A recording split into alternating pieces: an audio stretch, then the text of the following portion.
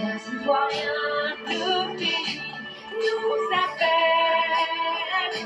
Si nous avons dans la paix, la journée, la liberté, notre devoir sera un modèle de l'espérance promise à l'humanité, en forgeant unie dans la voie nouvelle, la patrie de la fraternité, la patrie de la fraternité,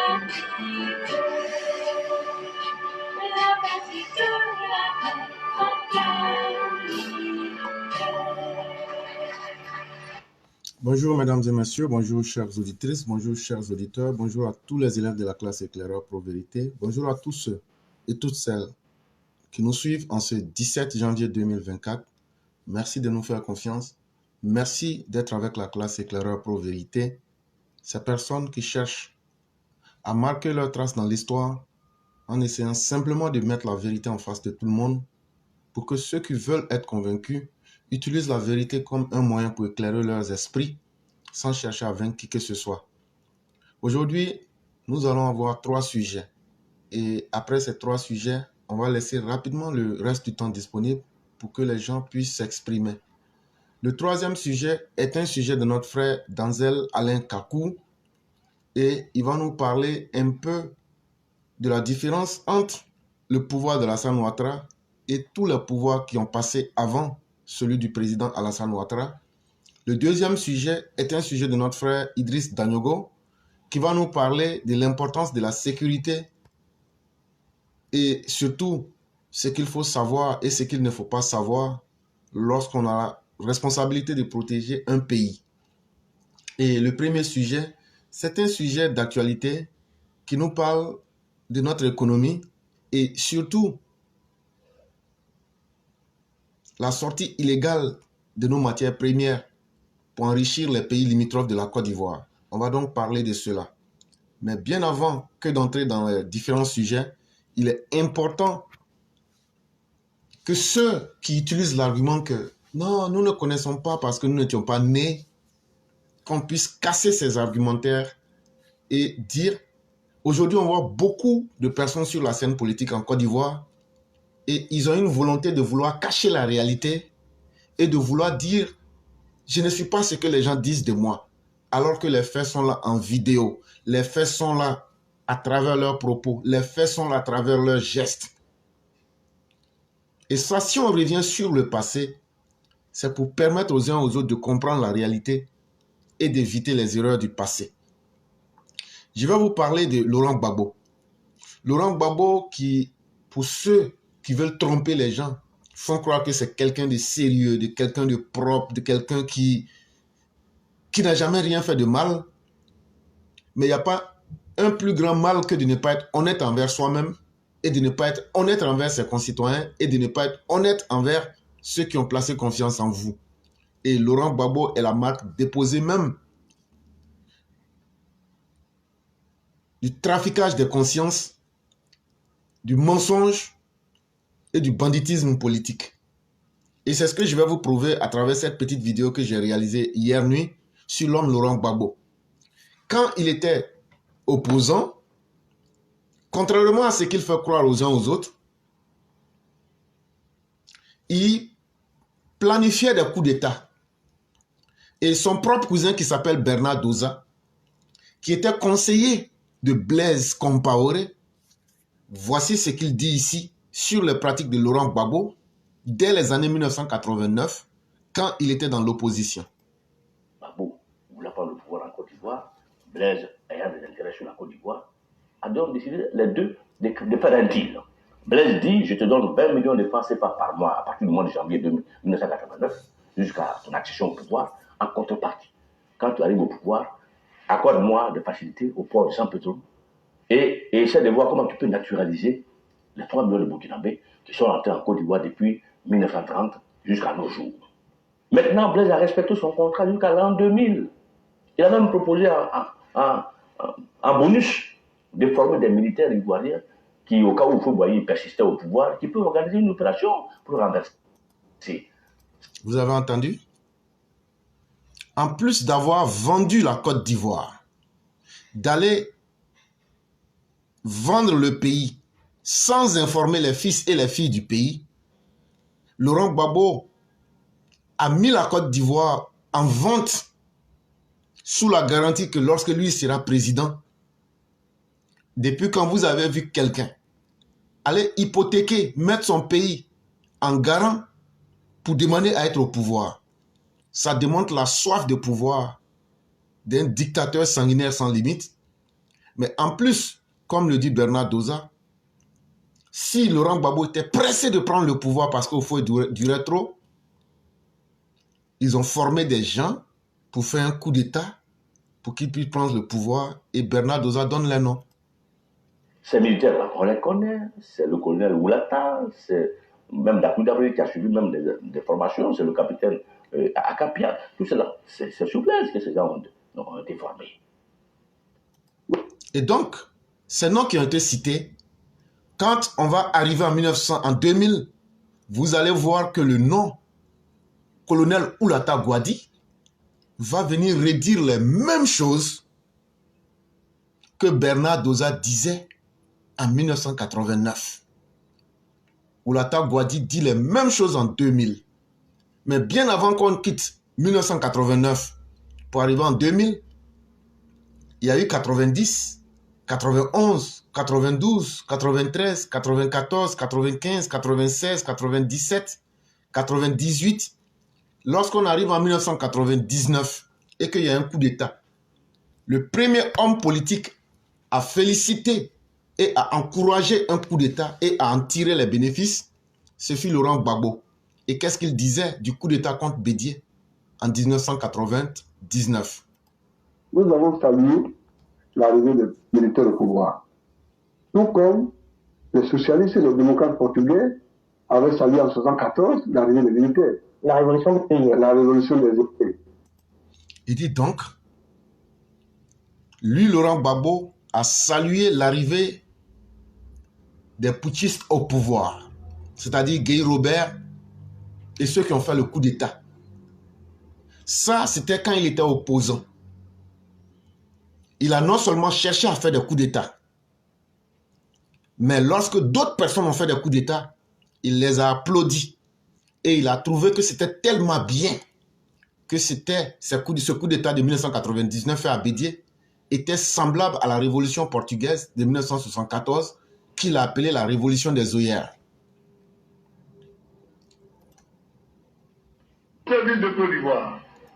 Maintenant, lorsque nous arrivons en 1990, non, pardon, lorsque nous arrivons en 2000, s'il vous plaît, on organise une élection. Laurent Gbagbo, au lieu de tendre les résultats des élections, qu'est-ce qu'il fait? Avant la proclamation des résultats, et contre un autre avis contraire, puisque Gueye aussi disait qu'il a gagné, contre la procédure de la CENI, c'est-à-dire la Commission nationale électorale, Gbagbo se proclame chef de l'État. Le dimanche passé, je vous ai expliqué la différence entre président de la République et chef de l'État. Quelqu'un qui se dit président de la République, c'est quelqu'un qui a respecté la constitution de son pays et qui est arrivé au pouvoir avec la bénédiction de la constitution et du vote du peuple. C'est lui qu'on appelle un président. Donc, il peut présider la République. Mais quand on dit que quelqu'un est chef de l'État, ça veut dire qu'il est chef d'un territoire. Pourquoi? Parce qu'il n'a pas acquis de légitimité à travers la Constitution. Et c'est pourquoi les putschistes se font appeler chefs d'État. Mais les putschistes ne peuvent pas se faire appeler président de la République. Quand cela est clair, écoutez ce que Laurent Gbagbo dit de lui-même en 2000. Et dans tous les quartiers, les patriotes ivoiriens prennent la rue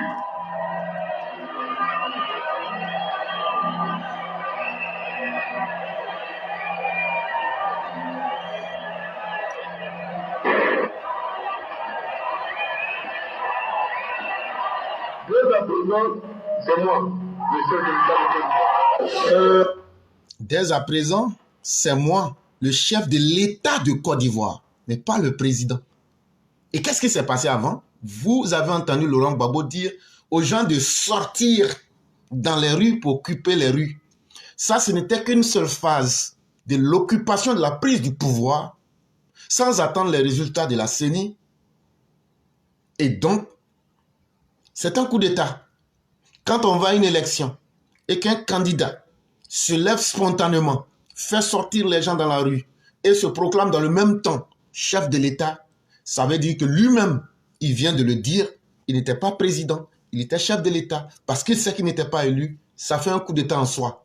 Mais ce n'était que la partie visible. Mais ce que les gens n'ont pas vu, en 2000, pour que Laurent Gbagbo puisse prendre le pouvoir, voilà le côté qu'il ne vous a pas dit et qu'il a caché pendant très longtemps. Il faut comprendre les dispositions. Tu as du personnel sur place, tu as des soldats. Quelqu'un qui n'est pas élu, mais qui a la capacité d'être en contact avec du personnel qu'il appelle des soldats et qui leur donne des instructions. Ça veut donc dire un acte prémédité, planifié. Alors que nous sommes dans un processus électoral. Lui, il est en contact avec des militaires. Il est en contact avec des gens qui manipulent les armes. Et il leur donne des ordres. Et quels sont les ordres qu'il leur donne? Bon, il faut aller pour sécuriser la présidence. Parce que d'ici ce soir, il faut que je fasse un tour symbolique à la présidence. Il dit à ses militaires et à ses hommes en armes, malgré que les résultats ne sont pas encore déclarés, je suis déjà sorti, j'ai créé le chaos dans les rues, je me suis proclamé chef de l'État. Ce que vous devrez faire maintenant, aller à la présidence, vous les hommes en armes, et puis occuper le terrain. Ça là, comment on appelle ça? Occuper le terrain, malgré que je sois opposant, malgré qu'il y a un processus électoral en cours, la commission électorale nationale indépendante n'a pas encore donné les résultats, moi je vous dis, allez occuper le terrain, surtout la présidence, positionnez-vous là-bas, et puis maintenant, qu'est-ce qui va se passer? Vous comprenez? Dès que j'ai demandé à la CNE d'aller siéger et de proclamer les résultats officiels, dès qu'ils vont le faire, je vais aller faire un tour symbolique à la présidence avec mes gars. Ce n'est pas pour rester, c'est juste pour faire un tour symbolique, voir, et puis je vais revenir. Et donc, vous avez entendu. Est-ce que ce n'est pas plus clair que de l'eau qui vient de la roche? Mais il y a son cousin en 1989, Bernard Doza, qui disait que Laurent Gbagbo avait fait former des gens pour faire un coup d'État au feu Boigny et qu'il y avait un certain colonel Oulata Gouadi Pierre. Bizarrement, ce même colonel Oulata Gouadi Pierre nous dit qu'en 2000, là, ce que je suis en train de dire, que lui le confirme. Et voici ce qu'il dit. En ces jours, les 25 et 26 octobre 2000, parce que Dieu Tout-Puissant, qui détient la royauté, le pouvoir et l'autorité des hommes, a effectivement utilisé puissamment un des vôtres, le commandant Oulata Gouadi Pierre, pour établir Gbagbo, président de la République de Côte d'Ivoire et chef de l'État.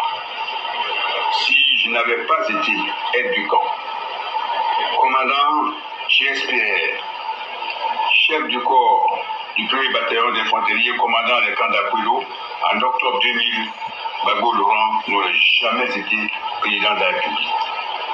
Et pourquoi? C'est donc aussi l'armée qui a imposé Gbagbo au pouvoir les 23, 25, 26 octobre 2000. Ce n'est pas le combat et la victoire du FPI. Et c'est moi, inspiré par le Saint-Esprit, qui a forcé Gbagbo à prêter serment le 26 octobre 2000. Il le sait, demandez-lui. Et donc, vous avez entendu. Est-ce que ce qui a été dit là, c'est pas plus clair? Est-ce que Laurent Gbagbo ne peut pas poser plainte contre Oulata Gouadi qui est vivant? Lui-même, Laurent Gbagbo est vivant en Côte d'Ivoire. Mais pourquoi ils ne réagissent pas? Parce qu'ils savent que la vérité est implacable. Parce qu'ils savent que la vérité, quand elle est émise, on ne peut pas l'effacer parce qu'on le souhaite. Mais ça, c'était Laurent Gbagbo, opposant, qui voulait le pouvoir, qui finit par obtenir le pouvoir en 2000. Quelle que soit la manière, il obtient le pouvoir en 2000. Et quand il obtient le pouvoir en 2000, entre le 26 octobre 2000 et le 11 avril 2011, Laurent Gbagbo change. Lui qui a fait des coups d'État, qui a formé des gens pour faire des coups d'État, lui qui a applaudi le coup d'État contre Bédié, lui qui a pris des gens pour faire un coup d'État en 2000, automatiquement, une fois qu'il est installé au palais, il change de langage pour protéger ses intérêts. Il est contre les coups d'État. Il ne veut plus voir parler de putschistes. Est-ce qu'un putschiste, on doit lui confier un pays? Quel est le regret? Voilà le Laurent Gbagbo qui a changé. Est-ce qu'un putschiste, on doit lui confier un pays? Non. Parce que tant que lui est au pouvoir, on ne doit plus faire de coup d'État. Ce que lui, il a fait aux autres, personne ne doit lui faire ça. Et donc, il devient un moralisateur public. Mais, lorsque 2010, on organise des élections, et qu'à la fin, Laurent Gbagbo perd les élections, et qu'il s'accroche au pouvoir, et que finalement, il perd le pouvoir comme un fruit pourri, et que maintenant, il se retrouve opposant, et qu'il va en prison à la haie, et qu'il revient, Laurent Gbagbo a changé encore. Il est devenu quelqu'un qui est tombé amoureux des coups d'État, parce que lui n'est plus au pouvoir. Donc, il faut maintenant que ceux qui fassent des coups d'État, il faut que ceux qui font des coups d'État fassent des coups d'État, parce que lui n'est plus au pouvoir. Et il est clair là-dessus. Non seulement il fait partie Katina Koné au Burkina Faso, parce qu'il aurait pu dire, ce n'est pas moi qui ai envoyé Katina. Mais lui-même, il le dit. Tous les putschistes aujourd'hui qui entourent la Côte d'Ivoire en 2024, lui, il est totalement d'accord avec eux. Et ces personnes-là sont sur la bonne voie parce que lui, Laurent Gbagbo, n'est pas au pouvoir. Le regard que vous jetez sur cette alliance des États du Sahel, sur cette AES. Un bon regard. Il dit, ce que les putschistes font, c'est une très bonne chose. Un bon regard. Parce que il souhaite aujourd'hui la même chose en Côte d'Ivoire, parce que lui n'est pas au pouvoir. Et sachez qu'avant de dire ça, il a même envoyé Kone Katina pour aller demander aux putschistes de l'aider à déstabiliser Alassane Ouattara en 2024-2025 à travers la violence. Et donc, voilà quand il a envoyé Kone Katina, voilà le message que Kone Katina, au nom de Laurent Gbagbo, est allé donner aux putschistes. Célébrons nos héros quand ils sont vivants.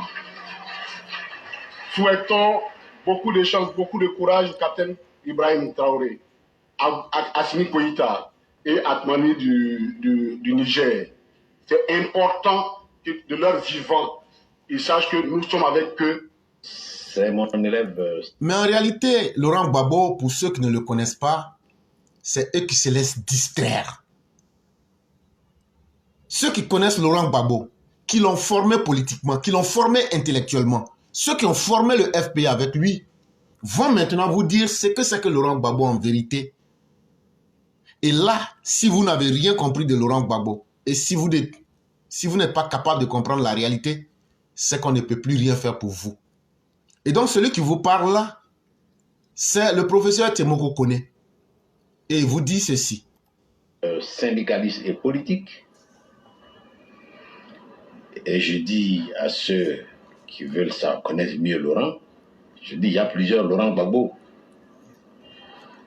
Le Laurent Gbagbo étudiant syndicaliste, le Laurent Gbagbo citoyen ordinaire, le Laurent Gbagbo homme politique et le Laurent Gbagbo chef d'État. Ces quatre individus sont différents. Bon, moi, ça me ferait très mal qu'on qualifie M. Laurent Gbagbo de panafricaniste. Et moi-même, je pensais qu'il était panafricaniste quand il était à l'opposition, à travers les discours qu'il tenait. C'était un monsieur que j'admirais beaucoup à travers les discours qu'il tenait. Mais une fois que bon, je l'ai vu à l'œuvre, à l'action, donc ça me fera sourire bon, d'entendre que M. Laurent Gbagbo est un panafricaniste. Et là, vous verrez qu'aujourd'hui, pour faire dans de la malhonnêteté et du traficage de la réalité, Laurent Gbagbo, aujourd'hui, une fois qu'il n'est plus au pouvoir, il souhaite le coup d'État. Mais sachant qu'il a fait un bilan macabre, qu'est-ce qu'il fait? Il change le nom de son FPI pour dire qu'il est devenu le Parti des peuples africains. Pour faire croire aux gens que lui, il est devenu panafricain. Pour encore manipuler à nouveau les étrangers qu'il tuait hier pour essayer de s'attirer une sympathie politique et tromper à nouveau les gens pour dire que non, le FPI n'a rien à voir avec le PPACI. Alors que lui-même, Laurent Gbagbo, n'a pas changé, sa politique n'a pas changé, ses méthodes n'ont pas changé. Le panafricanisme, c'est l'affirmation que la nation africaine est possible, la République africaine intégrale est possible à partir du dépassement des blessures de la traite des Noirs et de la colonisation. Or, Laurent Gbagbo veut d'une Côte d'Ivoire qui appartienne strictement aux Ivoiriens. Donc il veut la fin du panafricanisme ivoirien. Car avant Laurent Gbagbo, la Côte d'Ivoire était une république de panafricanisme concret. C'était une république inclusive. À partir de Laurent Gbagbo, elle devient une république de panafricanisme abstrait. Une république où le panafricanisme est un pur dogme, un flatus vocis, un mot jeté en l'air, alors que les pratiques sont profondément anti-panafricaines. Laurent Gbagbo se présente dès lors comme un imposteur pour ceux qui analysent réellement ces pratiques politiques. Le Front populaire ivoirien, le parti que nous avons fondé avec M. Laurent Gbagbo, se voulait un parti panafricaniste et un parti de gauche. Dès 1994, les signes étaient là. Les signes que le Front populaire ivoirien, parce qu'il a abandonné idéologiquement la ligne, parce qu'il était en rupture avec la philosophie politique que nous incarnons, parce qu'il avait épousé tout ce qui était bon pour arriver au pouvoir. Il fallait le faire. Il était évident que ce parti utilise la violence que nous avons vu exprimer, que ce parti essaie d'utiliser les étrangers comme faire valoir pour exprimer sa violence. Et comment il a utilisé les étrangers? Il a transformé la réalité en faisant croire aux Ivoiritaires et aux sectaires que ce sont les étrangers qui ont occupé l'économie et toutes les parties utiles de la Côte d'Ivoire. Il a savamment mélangé les Ivoiriens du nord de la Côte d'Ivoire aux étrangers pour essayer de créer la haine collective, pour essayer de diviser le peuple et pour essayer de créer la violence et le chaos.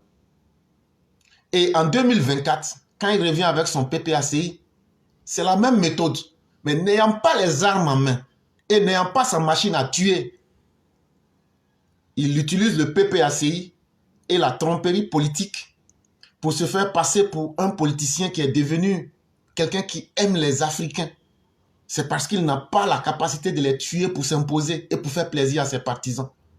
Mais lorsqu'il avait la volonté d'exterminer les étrangers, il n'a pas hésité pour faire plaisir à l'extrême droite xénophobe nazi de la Côte d'Ivoire, qu'on appelait le FPI. Voilà le sort qu'il a réservé à ces mêmes étrangers-là.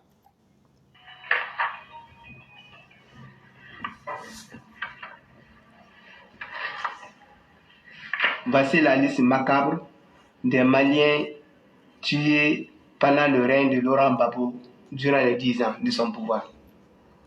Agachek Oumar, né en 1985 de nationalité malienne. Diarra Abdoulaye, né en 1961 de nationalité malienne. Ibrahim Amadou Ouedraogo, né en Motoum Diaye, 1982 de nationalité Mohamed Kamara, Jean-Pierre Zungana, Mamadou Bari, Abdoulaye Konaté, Fatoumata Bari, Philippe Nana, Amadou Dembélé. Méfiez-vous des imposteurs comme Laurent Gbagbo, parce qu'ils viennent en politique, pas pour défendre les intérêts du peuple, mais pour défendre simplement leurs intérêts personnels et quelles que soient le prix que cela peut causer pour le peuple et le pays. Sujet numéro 1. Fuite des produits agricoles. Un camion chargé de café brut intercepté à Korogo. Il n'y a pas longtemps, c'est-à-dire la semaine dernière, vous avez entendu qu'il y a plusieurs camions qui ont été arrêtés à Sipilou. Sipilou, c'est dans l'ouest de la Côte d'Ivoire. Et que il y a même le préfet du département de Sipilou, le commissaire de police de Sipilou, le chef de détachement des forces armées de Sipilou, le commandant de la brigade de la gendarmerie et le chef du bureau des douanes qui ont été relevés de leurs fonctions. Parce que cela, ça donnait à du trafic illicite de nos matières premières, notamment le cacao, pour faire sortir ça en dehors de la Côte d'Ivoire, pour aller faire vendre ça en Guinée et au Libéria. Et ils ont fait sortir plus de 75 000 tonnes de cacao qu'ils ont vendu dans la seule saison de 2024 à 2025. Et ils ont pu faire ça dans le mois d'octobre 2024. Ça, on n'avait même pas encore fini avec ça. On voit encore le mercredi 8 janvier 2025, un camion qui a une marque Mercedes et c'est eux qui a une plaque burkinabé. C'est un camion remorque. Et quand on leur a demandé, vous allez où? Et il dit non, non, non, eux ils sont venus pour payer de l'amidon et puis igname. On dit, hein, il dit, bon, camion là, ouvrez, on va voir ce qu'il y a dedans. Camion là est quitté où? Camion là est quitté à Boaké. Ah, vous êtes allé au Boaké? Vous êtes allé au Boaké pour payer amidon et puis igname. Hein? Vous allez où? Au Mali. Mali où? Bamako. On va au Bamako. Je mets dans le trivial, je fais un peu rire. On s'en va au Bamako. Ça veut dire ils vont à Bamako. Camion là. Remorque là. Ouvrez. Et c'est à Korogo qu'on va les arrêter. C'est à Korogo qu'ils ont été arrêtés. On dit ouvrez camion là. Quand on dit ouvrez camion, ça veut dire les portes arrière. N'ayant pas d'autres possibilités, ils ouvrent. Quand ils ouvrent le camion, qu'est-ce qu'on constate? On voit quelques tubercules d'igname. Mais qu'est-ce qu'on découvre dans le camion? 4 tonnes de café brut.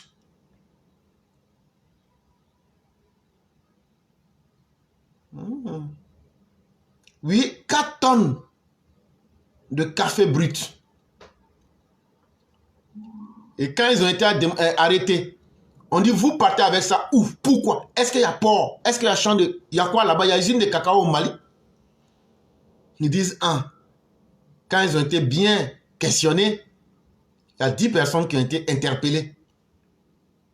Et il y a encore des agents publics là-dedans. Quand je dis des agents publics, ça veut dire des hommes en treillis, des gens qui travaillent pour le gouvernement. Il y a des gens encore qui ont été arrêtés là-bas. En réalité, il y a un vaste réseau de corruption sur les produits agricoles de la Côte d'Ivoire. En réalité, l'exportation illicite des produits agricoles n'est pas un fait nouveau. Ça, il faut le dire. Ça a commencé au temps de la rébellion. C'était une stratégie de Sorogium, de Simone Eve Babo, de Ishaka Ouattara et de ceux que je connais. Ishaka Ouattara était dans l'exploitation illégale des tecs avec Madame Simone Eve Babo. Il était encore dans les diamants illicitement exploités à Séguéla pour les vendre. Il y a des dossiers de l'ONU dessus. Soroguion lui-même était engagé dans l'exportation illicite. Et si vous vous souvenez bien, il y avait eu un amusement que le Burkina ne produit pas cacao, mais le Burkina est devenu premier pays exportateur de cacao. En réalité, ils avaient créé des systèmes pour faire sortir illégalement ces produits-là et ils partaient les revendre au Togo. Le Togo que vous voyez là, c'est un sale pays très dangereux. Si vous voyez que dans les 2 jours là, j'ai dit je ne parle pas beaucoup là. On est en train d'observer. Même le coup d'état qu'il devrait faire à partir du Ghana là. Et puis ça a été déjoué, le tout dernier là. C'est au Togo ils ont préparé ça. C'est au Togo ils ont préparé ça. Ça date même pas de 2 semaines. Mais si vous voyez que je suis là, j'ai dit je ne parle pas beaucoup là. Je sais ce que j'attends. Mais quand je vais sortir là, ça sera le feu. Parce que je ne vais pas laisser des détails. Mais je ne dis rien pour le moment, je laisse d'abord. Tout récemment, là, vous avez entendu une histoire qu'il y avait un camp d'entraînement au Ghana et que les gens s'étaient entraînés, mais les décisions et les plans ont été tracés au Togo. Mais comme ce n'est pas de ça qu'on parle aujourd'hui, on est en train de parler des produits agricoles de la Côte d'Ivoire. Et donc, c'est la même chose, c'est le même schéma qu'ils ont repris. Et depuis un certain temps, vous voyez que la commercialisation illicite, les gens prennent les produits de la Côte d'Ivoire et puis ils vont vendre ça à l'extérieur.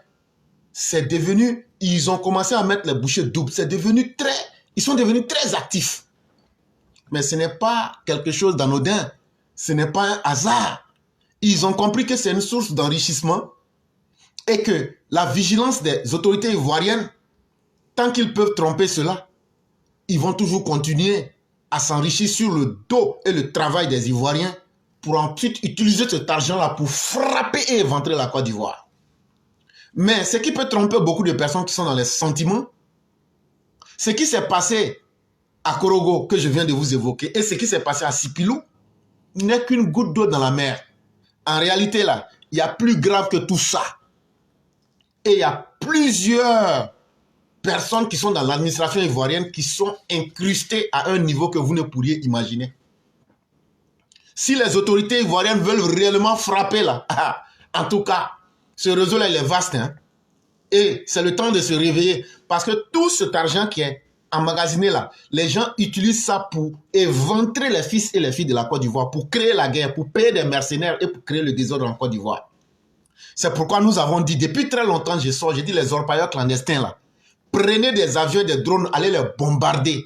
Ce n'est pas parce que je suis inhumain. Ce n'est pas parce que je suis un sans-cœur. Mais c'est parce que je sais ce qu'ils font en bas. Et je sais ce qu'ils préparent en bas.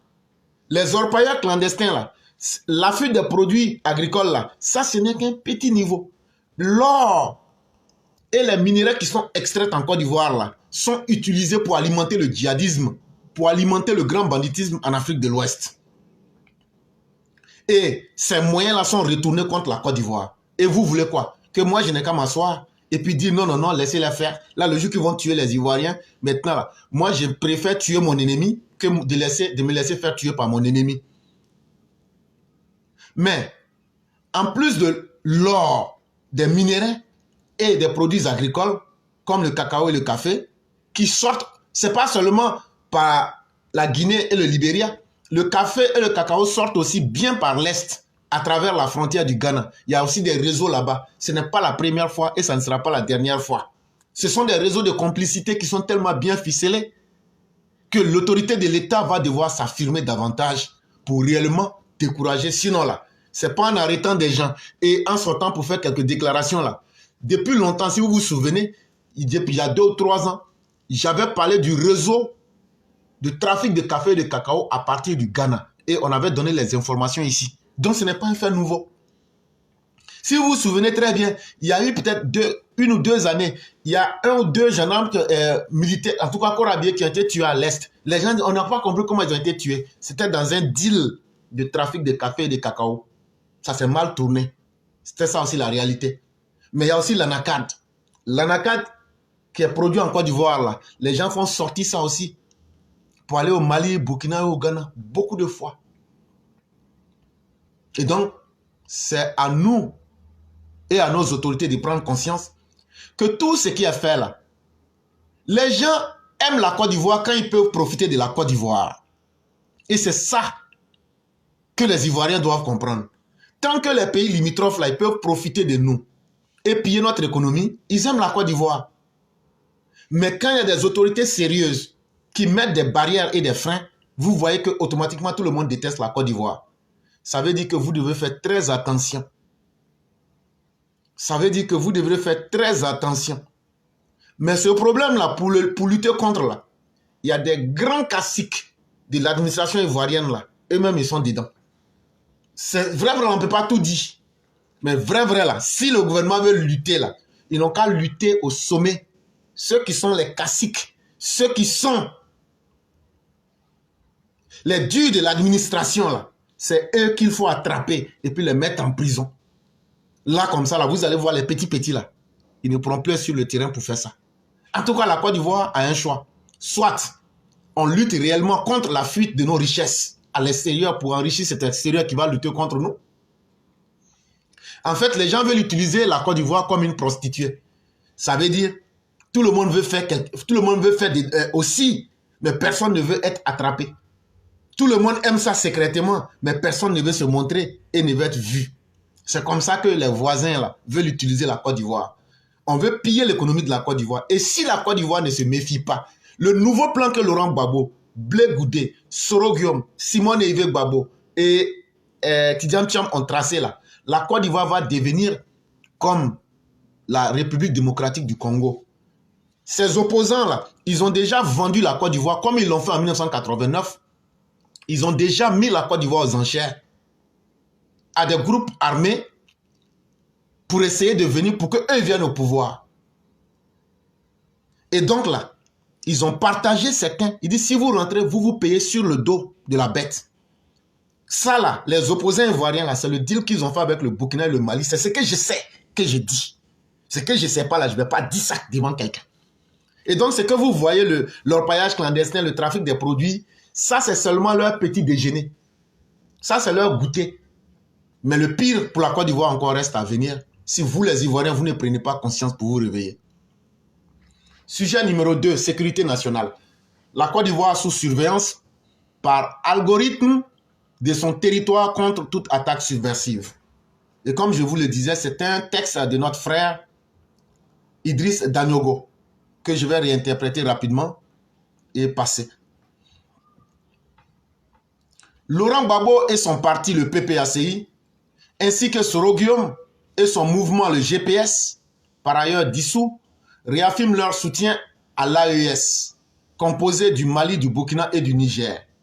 Bien qu'elle soit en antimonie avec les règlements de la CEDEAO, la tension diplomatique est d'autant plus âcre, particulièrement avec la Côte d'Ivoire, avec laquelle l'AES partage de grands espaces frontaliers auxquels s'ajoutent de forts liens séculaires qu'il est important de s'y intéresser. Il dit aujourd'hui la sécurité de la Côte d'Ivoire est devenue une chose qui doit inquiéter tout le monde. Et pourquoi?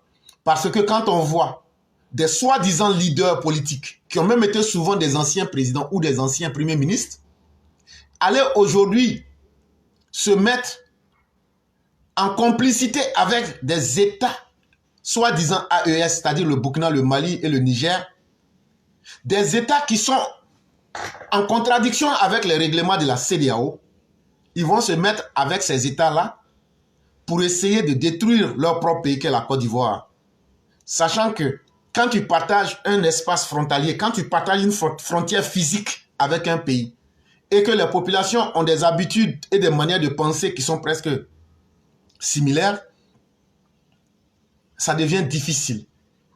En effet, ces deux personnalités ivoiriennes veulent absolument asséner le coup de grâce au pouvoir d'Abidjan, qu'elles accusent de mettre tout en œuvre pour écarter de la course au pouvoir d'État. Quand on demande à Soro Guillaume et à Chakadjan et à Gbagbo, mais pourquoi vous voulez faire un coup d'État et mettre le pays en feu, à sang, en ruine et en larmes? Ils disent non, non, non, mais moi je ne veux pas, moi Chakadjan, abandonner ma nationalité française parce que être français, ça donne plus de garanties que d'être ivoirien.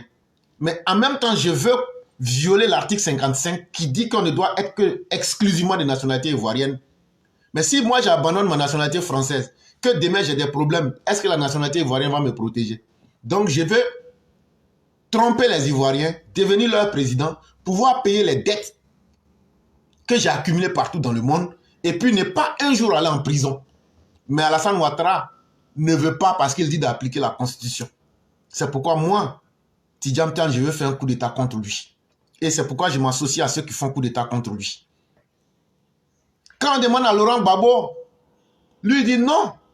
C'est parce que je sais, moi-même là, c'est moi j'ai envoyé les gens pour aller braquer la BCAO.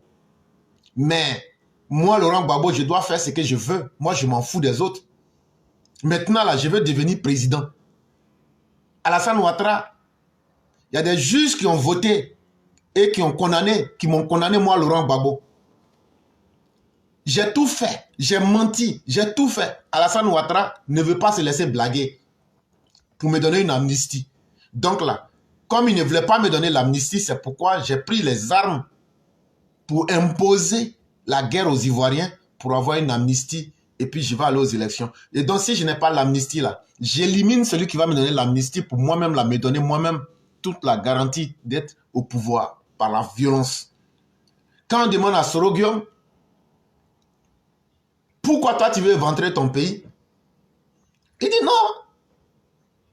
En 2019, je voulais faire un coup d'État. J'avais positionné des armes à Assini et dans mon siège de mon parti, le GPS. Et je suis sorti et j'ai dit que j'allais éventrer ce pouvoir. J'ai essayé des tentatives en 2000, en 2020. Mais tout ça, ça n'a pas marché.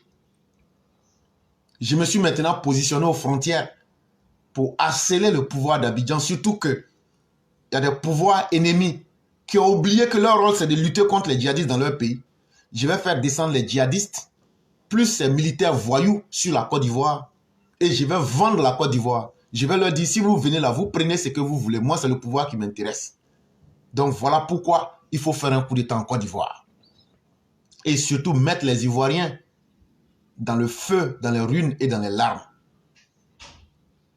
En illustration de cette dissidence aiguë, Soro Guillaume s'était enorgueilli qu'il n'y aurait pas d'élection en 2020 et qu'il ferait asseoir le président Alassane Ouattara et lui donner des conseils par terre. Il dit, ceux qui ont oublié là, c'est moi Soro Guillaume, j'avais dit à Ouattara en 2000 que je vais le faire asseoir à terre et puis lui donner des conseils. Ça veut dire, ce qu'on a fait, ce que Prince Johnson a fait à, je crois que c'était Tolbert ou bien Samuel Doe, c'était Samuel Doe. Ce que Prince Johnson a fait à Samuel Doe là, je vais faire asseoir Alassane Ouattara, couper ses oreilles, couper ses doigts, un à un devant vous. Comme 2020 n'a pas marché là, 2020 là, ça va marcher. Soro Guillaume avait même lancé un appel à une insurrection populaire et militaire afin de faire tomber le régime de Ouattara en 2020. Ce tintamarre a conduit à la création du CNT qui rimait avec une sédition à l'issue d'un boycott actif dans le sang. N'eût été la perspicacité et la sagesse du président de la République, Alassane Ouattara serait tombé une fois de plus dans une autre crise politique stridente. Et donc tout le monde connaît 2020. Je ne vais même pas prendre mon temps pour expliquer ce que ça a été. Ceux qui ont aimé, tant mieux. Ceux que ça a permis de comprendre et d'avoir une leçon pour dire que nos vies là, c'est nous-mêmes qui devons les protéger, tant mieux. Je ne vais même pas rentrer dans les détails. Soro Guillaume n'ayant pas probablement renoncé à la déstabilisation du pouvoir d'Abidjan, a élu domicile dans les pays de l'AES frappés par le terrorisme et qui sont par ailleurs en inimitié avec le président Alassane Ouattara, et il s'est lié d'amitié avec l'ex-ennemi du président, pardon, l'ex-ennemi de Laurent Gbagbo, dont il fut l'un des principaux acteurs de la chute du régime. Mais mieux, une chose aujourd'hui qui est très importante et qui donne de l'espoir à Soro Guillaume, c'est que l'ennemi de mon ennemi étant mon ami, ça veut dire si moi j'ai un ennemi là, cet ennemi peut devenir l'ami de mon ennemi pour moi me détruire. C'est ce que c'est devenu aujourd'hui. Donc, même si Soro Guillaume et Gbagbo ne sont pas les meilleurs amis du monde, pour faire du mal à Ouattara, ils vont devenir des amis tant que cela peut aider à faire tomber le régime d'Abidjan. Sachant bien qu'il y a une crise diplomatique entre la Côte d'Ivoire et les pays de l'AES, la présence de Soro Guillaume dans le Sahel laisse penser qu'il entretiendrait des intelligences sous contrôle étranger avec leurs agents, le moyen d'entreprendre des hostilités, d'accomplir ou de susciter des actes d'agression contre son pays au moment opportun. Et donc, à partir de ces pays-là, Soro Guillaume entretient des réseaux avec des personnes qui sont bien connues. Par exemple, leur nouvelle recrue qui s'appelle Koukounion Christ, qui est payé à 15 000 $ le mois. Ah oui, son nouveau salaire, c'est ça, 15 000 $, pratiquement 8 millions. Il s'appelle Johnny Pacheco. C'est son nouveau prix sur le marché.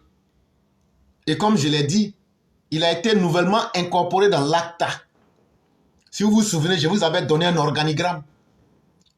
Le tout dernier recrue de l'ACTA s'appelle Koukounion Christ, Johnny Pacheco. Il est payé à 15 000 $. C'est le prix de ce sale boulot. Et donc, ils sont en intelligence, en collaboration avec des agents étrangers. Ils sont sous le contrôle de ces agents étrangers, c'est-à-dire la Russie, qui veut déstabiliser la région ouest africaine. Mais eux, ils veulent surtout réussir à créer des agressions contre la Côte d'Ivoire au bon moment. Et il n'y a pas un bon moment plus que la période des élections. Et donc là, ce qui doit vous étonner, chers Ivoiriens, ce n'est pas le fait de vous dire « on prie Dieu pour ne pas qu'il y ait attaque ». Mais la vraie question qu'il faut se poser, comme disait Jean-Paul Sartre, c'est de se dire avec quels moyens nous allons riposter pour neutraliser ces attaques. Sinon, que vous le voulez, que vous ne voulez pas, il y aura des attaques. Ah oui, ce que j'ai dit, ça peut vous déplaire. Hein? Mais je ne suis pas là pour faire plaisir à quelqu'un. Je suis là pour dire la vérité. Que vous le voulez ou pas, là, il y aura des attaques. Et ces opposants, ils vont mettre de tout leur IVA. Ils vont mettre tout leur potentiel là-dedans. Avec leurs ennemis. Et donc, la vraie question, qu'est-ce que la Côte d'Ivoire prépare pour être en face de ces malfaiteurs et de les neutraliser violemment pour une fois? Voilà où se trouve la question. Et donc, il faudrait que chaque Ivoirien se prépare à ça. Et ceux qui veulent mourir en lâche peuvent le décider. Et ceux qui veulent mourir en martyr auront l'occasion de le faire aussi. Et ceux qui voudront mourir en tant que des pères dignes ne vont pas s'asseoir et pleurnicher sur leur sort.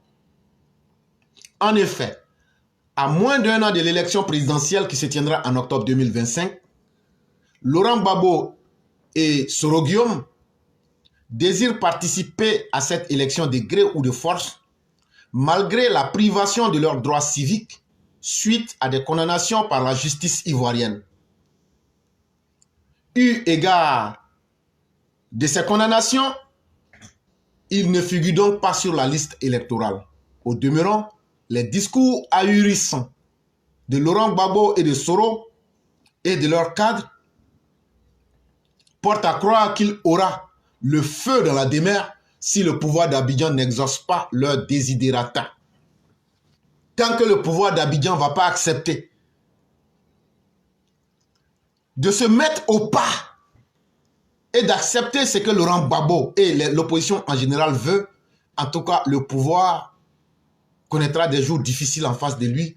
Et donc les Ivoiriens désireux d'être dans la paix doivent savoir que, en tout cas, cette année 2025 là, il y aura un grand bruit. Et ce n'est pas ça qui doit vous effrayer. Mais c'est qu'est-ce que vous faites là? Si vous n'étiez pas informé, c'est là qu'on aurait pu dire que non, on ne savait pas. Mais tout le monde sait. Parce que quand tu regardes, tu analyses, tu vois tout. Et donc, Soro Guillaume n'est pas dans le Sahel pour demander de l'aide et de la protection. Il est là-bas pour atteindre un objectif funeste, macabre. Et il a trouvé le terrain idéal en associant à lui toute l'opposition de la Côte d'Ivoire avec la puissance étrangère qu'est la Russie et des pouvoirs djihadistes et putschistes. Et donc, il n'a fait que renforcer sa capacité. Parce que dans toute guerre, on gagne toute guerre avec des alliés. Et donc là, il n'a fait que renforcer ses alliés pour pouvoir mettre le pouvoir d'Abidjan par terre et lui mettre le sable dans la bouche. Et il ne faudrait pas que les uns et les autres se trompent. C'est une question de survie. Soro Guillaume et les opposants décident de mettre fin à la vie des Ivoiriens en 2025. Ceux qui vont s'asseoir pour dire, comme nous, les hommes de paix, il n'y aura pas de négociation, il n'y aura pas de paix. On va imposer le droit ou c'est la violence qui va prendre le contrôle de la Côte d'Ivoire. Et les États de l'AES ont accepté de servir de base arrière à toute action qui pourra déstabiliser Abidjan. Maintenant, qu'est-ce que Abidjan fait? C'est à Abidjan lui-même de voir. Ce n'est pas à nous de lui dicter des solutions. Mais en face de chaque situation, la capacité à être flexible et à s'adapter demeure la meilleure arme. Une telle action serait de nuire exécrablement à la sécurité de la Côte d'Ivoire, ce qui favoriserait l'avancée des rebelles et des terroristes vers Abidjan, c'est-à-dire la Côte d'Ivoire. Et cela aura de lourdes conséquences dans la sous-région ouest africaine. Aujourd'hui, ils ont pris contact avec des djihadistes. Ils ont pris contact et ça ne date pas d'aujourd'hui. Seulement que maintenant, là, hier, il n'était pas sur le terrain à Bamako. Il passait par personne interposée. Mais Soro Guillaume aujourd'hui dans l'AES. Et ça se passe parce qu'il utilise son image pour leur dire allons. Ils utilisent leurs communicants pour essayer. Tout ce que vous voyez, les histoires d'Ali Nowot là, ceux qui les ont formés là, ils s'appellent Touré Moussa. Ils sont tous dans l'ACTA. Et ce qui est devenu plus intéressant, c'est que ces acteurs-là sont sur le terrain. Et quand ils parlent, ils ne disent plus non, on nous envoie. Ils disent on est là et c'est nous-mêmes qui sommes venus vous parler. C'est moi, Soro Guillaume, qui vous parle. C'est moi, Moussa Touré, qui a été pris et boni 2006-2007 là. Je sais ce que je fais. J'ai une bonne maîtrise de la communication. Et donc voilà, vous les Burkinabés là, on vous forme. Et donc là, Soro Guillaume a des gens qui forment ces gens-là pour essayer d'atteindre aujourd'hui leurs objectifs à travers toute forme d'attaque subversive. Que ce soit des algorithmes, que ce soit dans des attaques subversives, que ce soit dans la désinformation. En tout cas, tout est là aujourd'hui pour arriver à leur mission. Mais qu'est-ce que les autorités ivoiriennes font en réalité? La première chose, c'est que le chef d'état-major de la Côte d'Ivoire est un homme assez lucide qui a parlé, et on a déjà défini cela, on ne va plus revenir sur ça. Mais en plus de cela, la Côte d'Ivoire a renforcé sa sécurité dans sa zone septentrionale et passe au peigne fin les allers et retours des biens et des personnes. Vous voyez, je vous dis qu'on a arrêté des véhicules, tout. Il n'y a rien aujourd'hui qui est fait au hasard en Côte d'Ivoire. Donc tout ce qui rentre, surtout au nord, mais c'est toutes les frontières qu'il faut protéger. Parce que, comme je le disais, on a même des doutes sur la frontière ghanéenne et l'attitude de John Mahamad Dramani, il n'a pas encore fait quelque chose de mauvais, mais quand tu ne connais pas quelque chose, il faut te méfier. L'environnement, là, on attend d'abord de voir qu'il clarifie sa position. Comme sa position n'est pas très claire, là, il faut douter de lui. Parce que votre CEDEAO, là, c'est un crabe à hypocrisie. Et lui, il peut venir, il peut faire la même chose. J'ai déjà expliqué ça. En tout cas, les forces de l'ordre font ce qu'elles peuvent. Et surtout dans la partie nord aujourd'hui, tout est passé au peigne fin. Que ce soit les hommes, que ce soit les véhicules, que ce soit les biens, tout est sous haute surveillance par des algorithmes pour pouvoir lutter contre des attaques subversives. Mais comme il n'y a jamais de sécurité sans faille, la sécurité qu'on est en train de faire là, c'est pour vous qui venez nous écouter ici. C'est pour que vous expliquez à vos parents, à votre façon. Allez dans les villages, allez dans les cases, allez dans les contrées, expliquez aux Ivoiriens partout où ils sont que la première sécurité, c'est celle que eux-mêmes là, ils se donnent à eux en tant qu'Ivoiriens. Et la première sécurité que tu peux te donner là, si tu vois quelque chose qui n'est pas habituel dans ton endroit, il faut signaler. Si tu vois des gens bizarres dans ton endroit, il faut les signaler. Si tu vois des comportements suspects dans ton quartier, il faut signaler. Si tu vois des choses bizarres que tu n'as pas l'habitude de voir, il faut signaler. Il faut collaborer avec les forces de défense et de sécurité. Il faut surveiller nos frontières. Et il faut surtout contrôler les armes. Les points de passage qui ne sont pas surveillés. Il faut dire à nos policiers, gendarmes et militaires, la corruption là, Si vous continuez à prendre 10 francs, 1000 francs, là, un jour, là, vous allez être des moutons, ils vont vous égorger ici. Les temps ont changé. Aujourd'hui, là, les gens veulent déstabiliser la Côte d'Ivoire. Les terroristes veulent rentrer en Côte d'Ivoire. Des militaires au pouvoir, des djihadistes putschistes veulent rentrer en Côte d'Ivoire. Des opposants veulent mettre le pays à feu et à sang. Il faut que ceux qui sont les animateurs de notre armée informent bien les policiers, les militaires, les gendarmes, que s'ils avaient l'habitude de prendre les 1000 francs, les 2000 là, en tout cas, s'ils s'amusent là, un jour, là, ils vont les égorger. Et puis, ça ne va pas aller quelque part. Et donc, ils n'ont qu'à faire le choix entre les 1000 francs et les 2000, ou bien ils n'ont qu'à se protéger eux-mêmes en protégeant la frontière sans état d'âme. C'est ce qui va les arranger. Et donc, la population ivoirienne dans tout son ensemble, qui veut la paix, doit aussi participer à maintenir la Côte d'Ivoire dans cette paix, en s'aidant elle-même en tant que population et en aidant aussi ceux qui sont les animateurs pour qu'on puisse protéger ce pays. Sujet numéro 3. Échange de vœux de nouvel an 2025. Le président Ouattara révèle: nous avons réussi à créer dans notre pays une réelle opportunité à vocation internationale.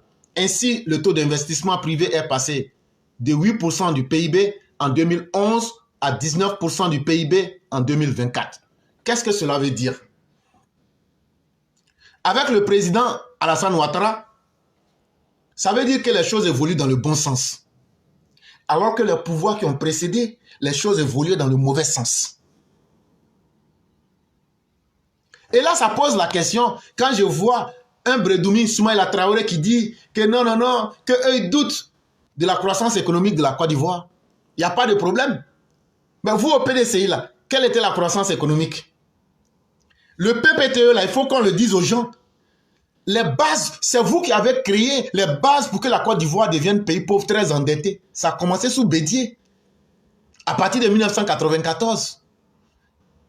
Quand vous étiez là, voler les fonds qui étaient là pour aider les Ivoiriens, pour mettre dans vos comptes privés, là, et que vous êtes en train de traiter les fonctionnaires du FMI, des petits fonctionnaires, là, c'est à partir de ce moment-là que les gens ont commencé à abandonner la Côte d'Ivoire parce que ces dirigeants n'étaient pas sérieux.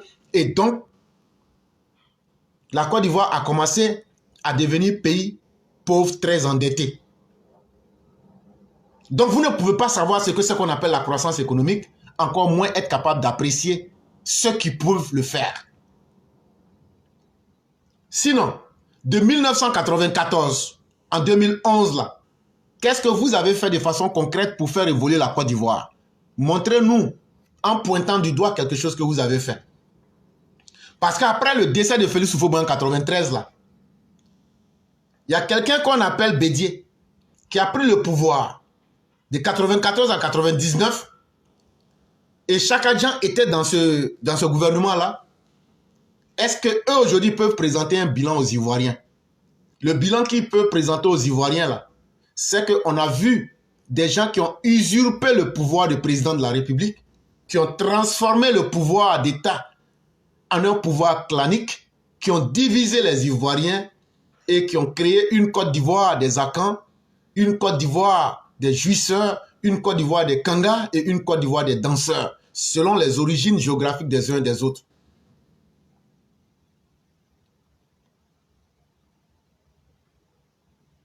Et entre-temps, Laurent Gbagbo, comme je viens de vous expliquer, lui, il était toujours dans une volonté de chercher à faire des coups d'État pour pouvoir s'imposer. Et donc là, lui, il était là pour chercher à soulever le peuple dans l'optique de faire un coup d'État qu'il va applaudir en 1999 comme étant la révolution des Oyers. De 1994 à 1999, le bilan du PDCI, d'Henri Konan Bédié, de Chaka Dian, de Tidiane Thiam, de Bombay, de Tapé Koulou, c'était de semer la haine et la division en Côte d'Ivoire. Voilà votre bilan. Si vous avez honte de montrer votre bilan, là, nous on va vous présenter ça propre. Quand Laurent Gbagbo et sa refondation viennent, le bilan il est négatif. Plus de 7760 milliards de dettes. Comme Laurent Gbagbo lui-même le dit dans sa bouche là. Avec un bilan économique moins 5,9%. Mais en plus de cela, eux vont venir agrémenter et assaisonner la politique nauséabonde de l'ivoirité qui avait été mise en place par Henri Konan Bédié de 94 à 99. Et qu'est-ce qu'ils vont servir à la Côte d'Ivoire? Laurent Gbagbo, grâce à Laurent Gbagbo, les bénéfices de la gestion de Laurent Gbagbo, il nous a servi une rébellion, il nous a servi 2 guerres, il nous a servi les escadrons de la mort, il nous a servi les viols des femmes, il nous a servi surtout de nombreux morts et de nombreux blessés. Sans oublier que dans son bilan, il nous a fait déverser les déchets toxiques du Probo Kuala à Abidjan. Et que Laurent Gbagbo a milicisé la jeunesse ivoirienne, a rendu les jeunes ivoiriens paresseux, mais violents. Au lieu de leur montrer le chemin du travail, il les a endoctrinés dans des agoras et dans des soi-disant parlements pour finalement faire d'eux des miliciens, des machines à tuer, des gens qui n'avaient d'amour que pour le gain facile. C'est ça le vrai bilan de Laurent Gbagbo. Et c'est pour tout ça que légitimement le peuple ivoirien dans son grand ensemble demande au président Ouattara de ne pas l'abandonner. Et surtout lui-même Ouattara, ce qu'il a commencé à construire là, le développement où il nous met là, s'il n'est pas là, qui peut continuer? Tu ne peux pas manger et puis ne pas finir ce que tu avais commencé. Est-ce que la Constitution permet au président Ouattara d'être candidat en 2025? Est-ce que le peuple veut réellement du président Ouattara? Voilà les vraies questions qu'on devrait se poser. Et la Constitution dit oui, il peut être candidat. Et le peuple lui-même dit, non seulement on veut de lui, mais le travail qu'il a commencé là, c'est en lui seul qu'on a confiance et c'est lui seul qui peut terminer. Donc le président, après réflexion, il faut venir nous dire, et tu l'as déjà dit, il faut couper tous les doutes pour libérer les Ivoiriens. Sinon, le 9 janvier 2025, tu as déjà libéré tous ceux qui comprennent. Mais restons sereins, la Côte d'Ivoire est en bonne marche. Nous avons fini. On va aller avec Mère Blanc qui va lire son édito. Et quand elle aura fini, on est vraiment pris par le temps. Quand on est dans la semaine, on n'a pas le temps. On va rester peut-être 10 à 15 minutes. On va laisser le temps à ceux qui veulent vraiment s'exprimer de se signaler rapidement. On va leur laisser peut-être maximum 5 minutes pour s'exprimer. Et on va pouvoir fermer et puis aller encore au boulot. Mais on est déjà pris par le temps. Ceux qui veulent appeler, ne pensez pas que vous aurez plus de 5 minutes. Maintenant, quand vous allez aller juste à l'essentiel. Les jours où on a le temps, on laisse le temps. Mais quand on dit on n'a pas le temps là, ça veut dire si moi je m'en vais au boulot en retard là, je risque d'être renvoyé. Donc quand je fais sortir ça chaque jour, c'est que c'est très sérieux. Et quand quelqu'un vient prendre la parole, quand vous avez fini de parler, c'est fini. Laissez rapidement la parole, on passe à autre chose. Parce qu'en vérité, on fait ces émissions-là, c'est l'effort qu'on peut apporter. Mais on ne prend pas ça pour se nourrir. On ne peut pas aussi prendre ça pour mettre nos vies en danger. Et donc ceux qui veulent parler, le jour qu'on vous dit qu'on n'a pas le temps là, ça veut dire qu'on n'a pas le temps. Donc si vous tenez à parler là, quand vous venez, allez directement à l'essentiel et puis laissez la parole. Et pour dire une parole là, même en 3 minutes, on peut dire l'essentiel.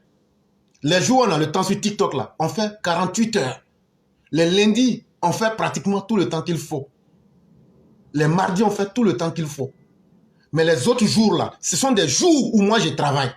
Je ne peux pas prendre le risque d'aller en retard. Donc, on a bien dit, vous attendez d'abord. Quand je vais dire, vous pouvez appeler, c'est là qu'il faut appeler. Il faut qu'on s'écoute et qu'on se respecte. C'est très important. On ne va pas accepter le désordre aussi ici. J'ai dit que j'allais faire jouer l'édito de Mère Blanc. Si j'ai des commentaires à faire, je le fais. Même si le temps restant est de 2 minutes. Je vais dire aux gens qui veulent parler de se signaler. Ceux qui ont l'habitude de parler là, c'est très facile, taper, je veux la parole, ça s'arrête à ça. On n'a pas besoin d'appeler dans le vide. Ça fait moins de bruit, c'est efficace. Et on passe rapidement aux choses. Bonjour Éclaireur Pro-Vérité, bonjour à tous mes condisciples de la merveilleuse classe Éclaireur Pro-Vérité. Mon édito aujourd'hui a pour titre « Donnons à notre enfant cette chance. Tout en nous résulte de notre enfance au sein d'une structure familiale. Si cette structure familiale est éclatée, alors malheur à nous. Sur les 5 présidents qu'a connu notre pays, seul un a rendu sa fierté à la nation. Il est aussi le seul à prouver sa filiation qui est sans embâche.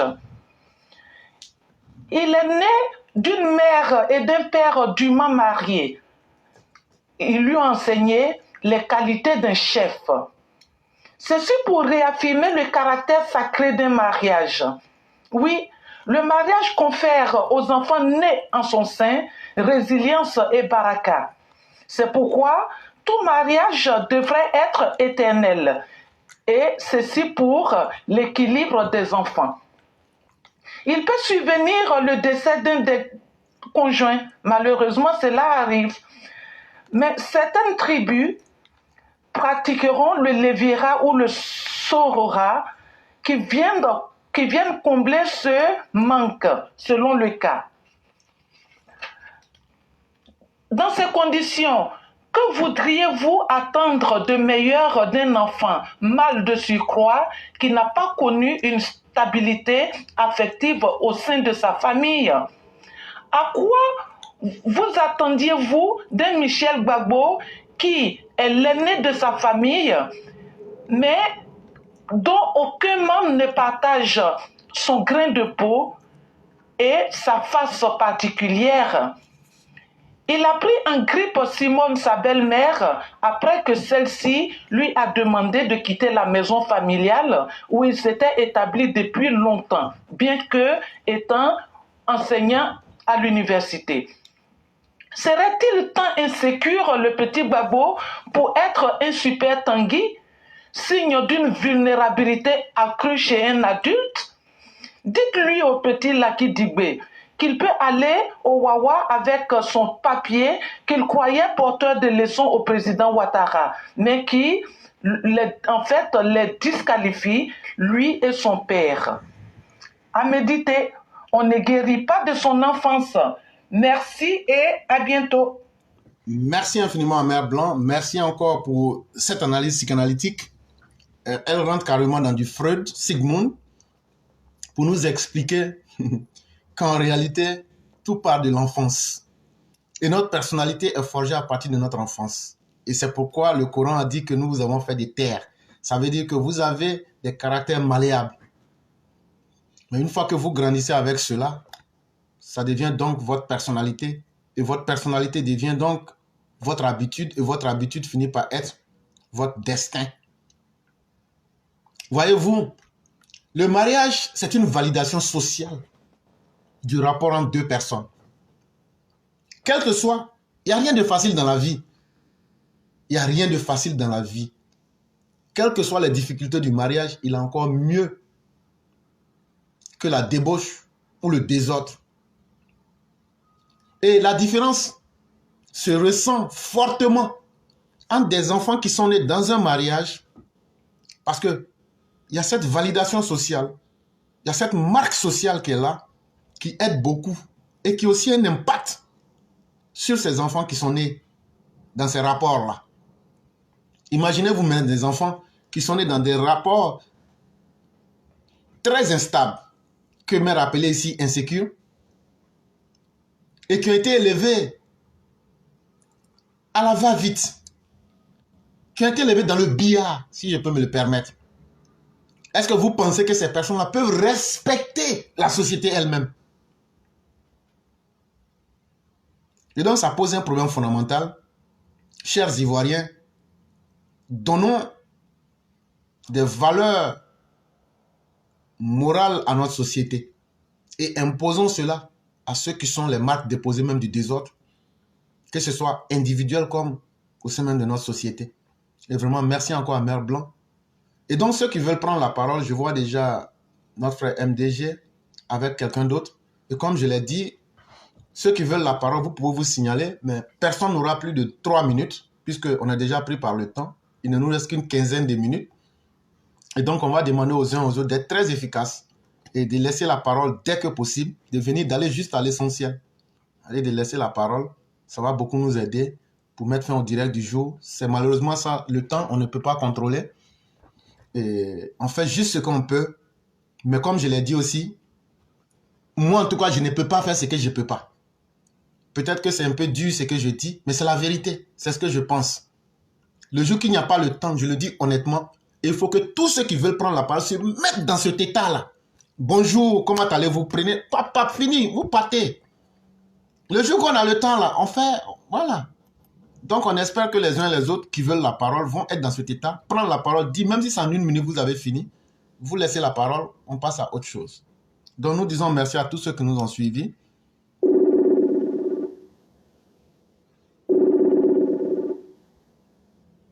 Allô? Allô? Oui, bonjour cher frère. Oui, bonjour, comment allez-vous? Oui, je vais très bien. Donc on va vous laisser rapidement la parole. Ok, oui, bonjour à tous ceux qui nous écoutent. Vous savez, on dit le vrai bonheur là, on ne l'apprécie que lorsqu'on l'a perdu. Grand frère, vous avez parlé de pas mal du blanchiment d'argent à travers les produits qu'on envoie à l'extérieur et tout ça. Chers parents, il faut collaborer avec le gouvernement. Parce que où on est là, vous savez, l'ancien président Ibeka qui était au Mali là, c'est aujourd'hui que les Maliens regrettent le départ de ce monsieur-là. Les Maliens ne savaient pas que ce monsieur-là avait à cœur la sécurité des Maliens.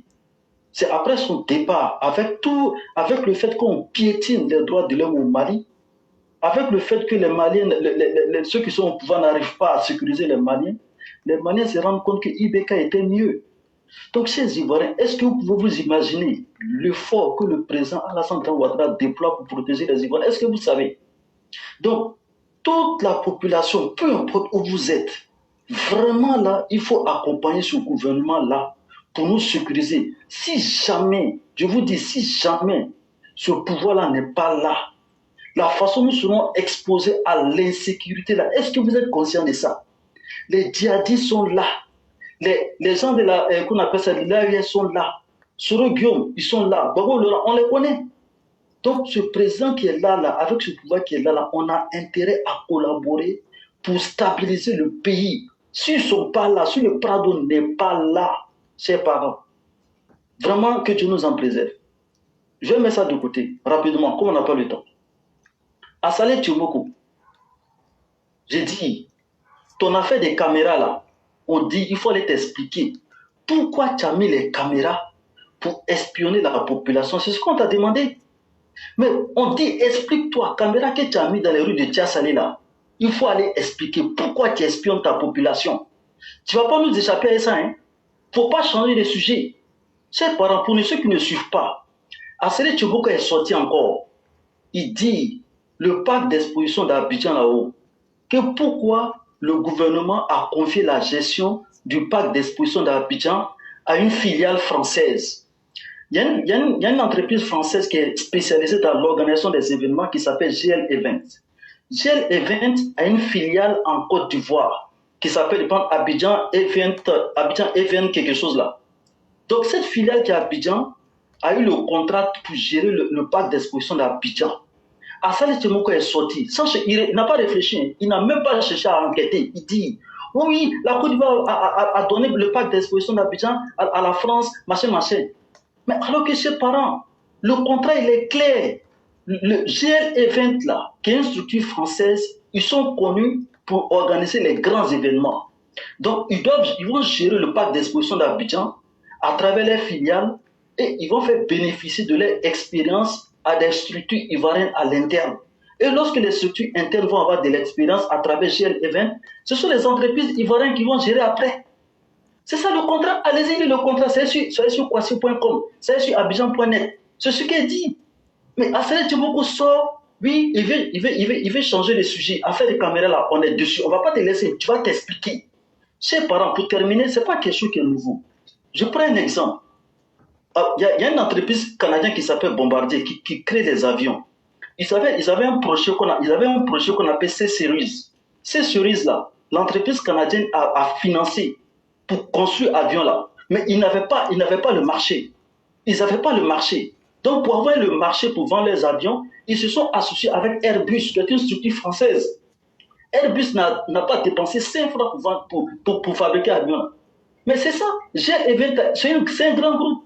Donc, on veut faire du parc d'exposition d'Abidjan un grand centre. Donc, il faut aller en partenariat avec des grands groupes qui font des grands événements pour qu'on puisse bénéficier de l'expérience, pour que nous aussi on puisse organiser des grands événements. Voilà, c'est tout. Et ce monsieur-là, il sort et puis il va vouloir nous tromper. Affaire des caméras là, il faut aller expliquer ça d'abord, avant de nous tromper. Merci. Vraiment, merci beaucoup, cher frère. Merci pour ce que vous soulevez. En réalité, Assalé fait dans la diversion. Il provoque plusieurs sujets, puis il avance. Mais Assalé, tu ne vas pas nous contrôler.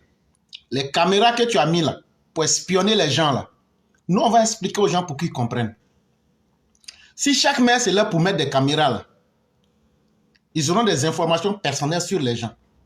Et comme ils ne sont pas l'ami de tout le monde, ceux qu'eux n'aiment pas, mais avec qui ils ont des problèmes là, qu'est-ce qu'ils vont faire avec les informations de ces personnes? Et comme on sait que tout le monde est corruptible, et si un jour, les caméras que les maires mettent dans chacune des villes là, les gens viennent leur donner de l'argent et puis ils vendent ces informations aux djihadistes ou aux terroristes. Assalé Tiemoko, les caméras que tu as mises là, il faut aller t'expliquer. C'est de cela qu'il est question. Surtout que tu n'as pas les arguments qu'il faut. Et il faut que tu comprennes que tu n'as pas le monopole de soulever les débats publics. Parce que ça montre même ton inconsistance. Et ça montre même ton délitement intellectuel, Assalé Tiemoko. Parce qu'un intellectuel, là, quand tu abordes une question, tu vas en profondeur.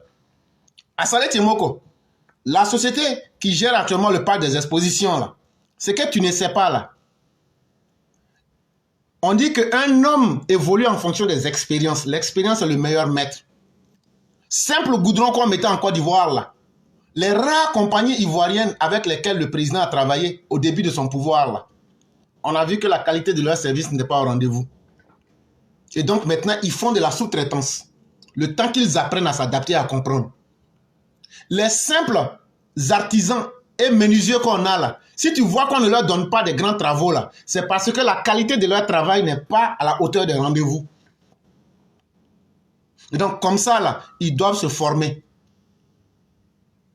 Le contrat, est-ce que c'est le contrat que tu critiques? C'était les termes du contrat qu'il fallait critiquer pour dire que s'ils ne sont pas à l'avantage de la Côte d'Ivoire ou pas. Et en plus de cela, grâce à cette structure-là, qui a la capacité de négocier des grands événements à l'international et qui a les moyens de mettre les dispositifs en place, il y a quelle compagnie ivoirienne d'événementiel qui peut faire ça? Mais comme tu es dans la malhonnêteté, tu sautes sur des sujets et puis tu te caches.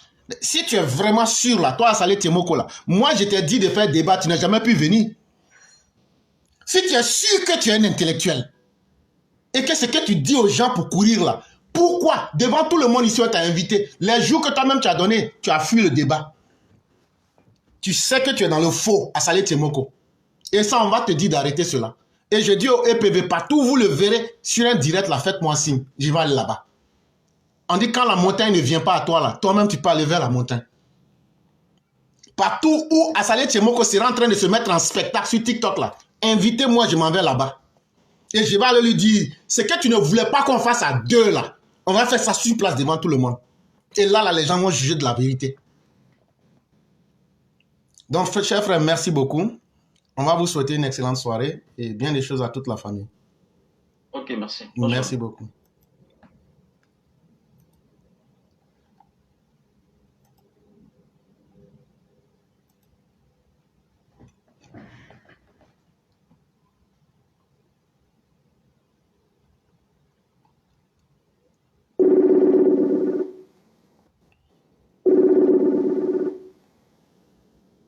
Allô?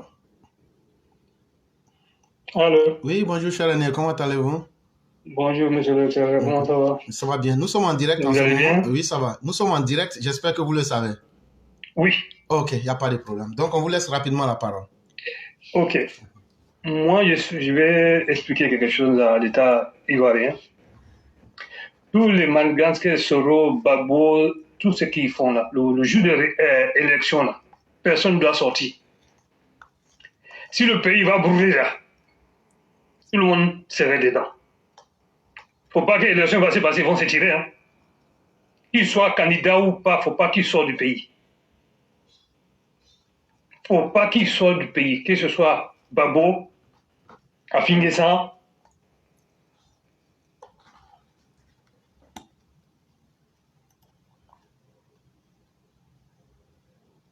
Ça va se brûler devant nous tous. Voilà ce que j'ai à dire. Bon week-end à tous. Merci, monsieur Leclerc. Si vous avez quelque chose à rajouter. Effectivement, je suis totalement d'accord avec vous. Personne cette fois-ci ne va brûler le pays et être en dehors pour faire des commentaires. Vous voulez qu'on brûle le pays? On sera tous là-dedans. C'est clair. Et je suis totalement d'accord avec vous. Là, comme ça, que ce soit leurs femmes, leurs enfants, tout le monde doit rester. Et puis tout le monde va expérimenter. Mais je demande aux populations de ne pas être spectatrices de leur destin. De ne pas accepter d'être des victimes résignées. De se lever pour montrer aux politiciens qu'eux aussi peuvent mourir aussi. Vraiment, merci beaucoup. Et on va vous souhaiter une excellente soirée et un très bon week-end. Merci, pas vraiment.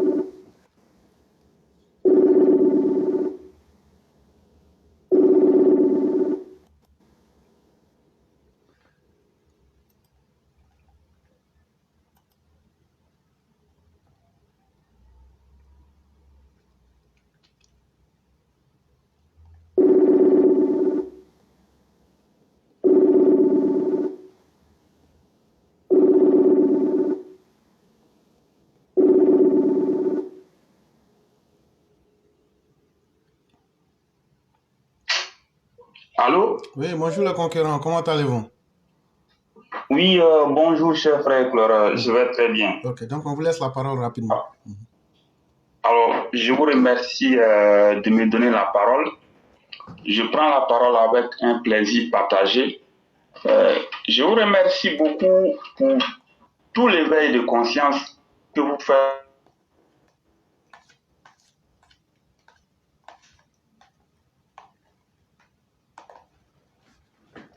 Nous avons des difficultés à entendre Soundiata. C'est connu de tous, c'est l'AES qui cherche à déstabiliser la Côte d'Ivoire.